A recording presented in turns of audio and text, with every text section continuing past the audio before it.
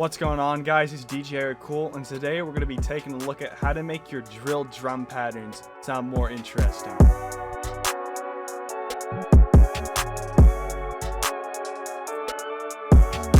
So if you watched some of my previous videos, you may recognize this one. This is like my first tutorial on this channel. You know, we took a look on how to make a basic drill beat, and I said I was going to come back and, you know, take a more in-depth look and look up how to improve things. And I'm finally back. I mean, I did like one video before, but it's been a minute. So for those of you who may forget what this sound like or never watched that first video, I'll link the first video in the description, but I'm gonna play it for you now.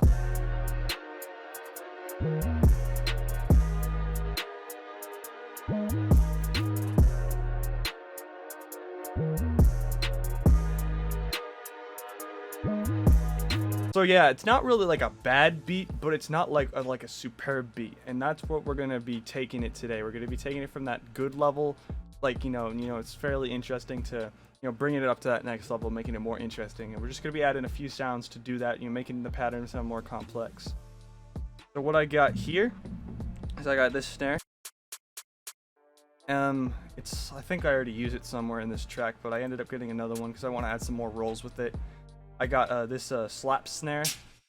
I'm gonna be using that in some places, and I got this snare here, and we'll be using that as well to make it sound better.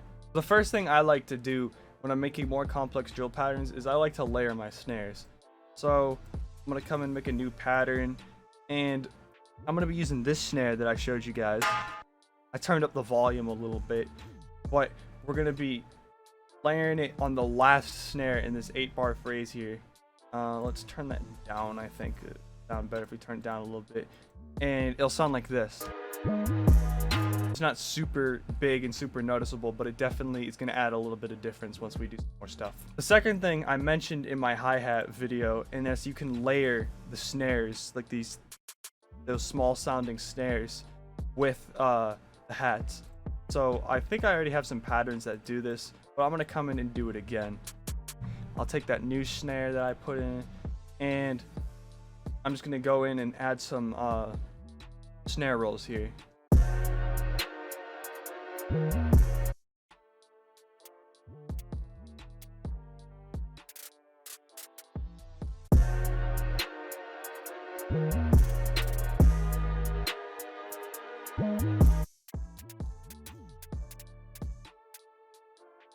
And we got them more spaced out over here, and what I'm going to do over here is make them more tightly compact.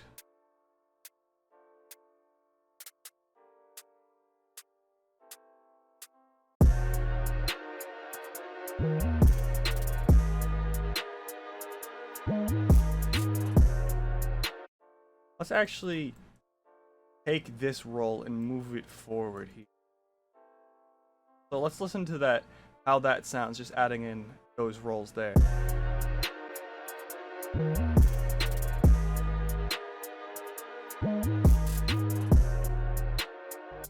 Alright, so that's sounding pretty good. I'm gonna add in one more roll here. And what I'm gonna be doing is turning this snare down a little. See how that sounds with those new rolls. You know what?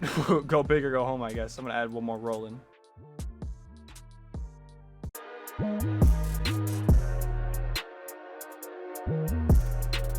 So yeah, we're definitely adding some more bounce with those snare rolls, but I want to go in and use the final snare that we put in here, which is the slap snare. I kind of like to use this in a similar way that I use open hats, but I like to, you know, mix and match that and the open hat. So I'm pretty sure this is my open hat pattern. So what I'll do is I'll swap out the open hat here, add in a few more of these slap snares, and it varies, you know, that open hat kind of sound on the listener. You know, it adds a little bit of like difference to it.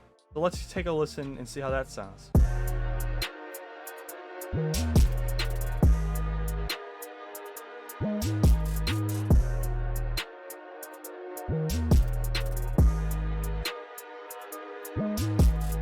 Alright, so, you know, I did a little changes while we were listening to it, but I definitely think that adds a good amount to the song. We'll get rid of this pattern I added in here. And yeah, so that's like a good amount of stuff that you can do to the physical drums itself.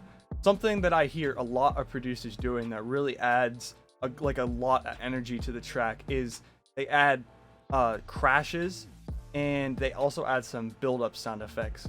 So I'm gonna go in and I'm gonna get a crash. I think there's some good crashes in this kit. All right, we can use this one. I'm just gonna come in. I'm gonna modify this crash by putting a high pass filter on it, and we can work with that once we found a nice build-up sound effect. We'll go and get some shit from cinematics. I'll use some white noise and up filter.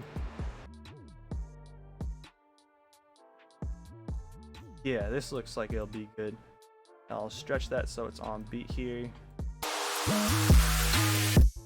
That's a little loud, so what I'm gonna be doing is decreasing that in so it's just 2 bars, and I'm going to route it to the mixer and add another one of those EQs, high pass EQ, and we can turn that down a little bit because it's loud. So I love to add the build-up sound effects in the crashes. They're very popular, more in the UK kind of style. I hear them a lot more in UK beats than I do in New York beats. That's not to say it doesn't happen in New York beats, but it's definitely a tool that you can use. And another trick that I like to do is every 4 bars, I'll make a unique copy of the crash, and I will actually change the out. So it will be like a quieter crash that will happen there. You know, we won't have a build up, but it'll still sound, you know, kind of tight, having some more energy there. So all right, so I'm gonna go in and make some volume adjustments and effects adjustments, and then we'll listen to the whole thing. So what I ended up doing in terms of modifying the sound before I play it for you guys is I increased the in this to make it shorter. I decrease the out knob on this and turn the volume down, as well as mess with the volume and EQ in the mixer here. So now I'm gonna play it for you guys.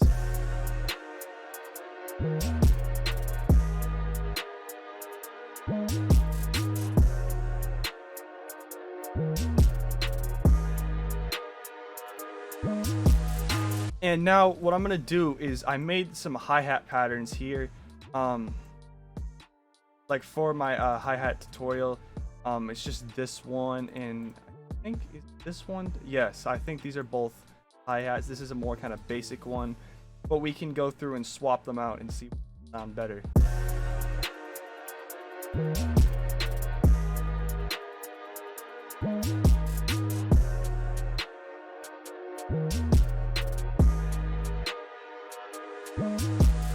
I definitely think pattern 6 makes this beat way more exciting. So yeah guys, that's it for me. It was a little bit of a shorter video today, but I just wanted to show you guys some simple steps that you could do to take your drill patterns from sounding good to making them sound, you know, more interesting and more in depth. I hope you guys learned something today, and if you did, make sure to like and comment. And before I go, I was just checking my YouTube statistics, right, and only like 6 to 7% of you guys who actually watch these videos are subscribed. So go down right now, hit that subscribe button, turn on the notifications so you guys know when I upload. But make sure to also go down and hit the link in my description and get my free loop kit. It's got 10 free loops that you guys can download and get inspired to cook up with. So again, I hope you guys learned something, and I'll see you guys later.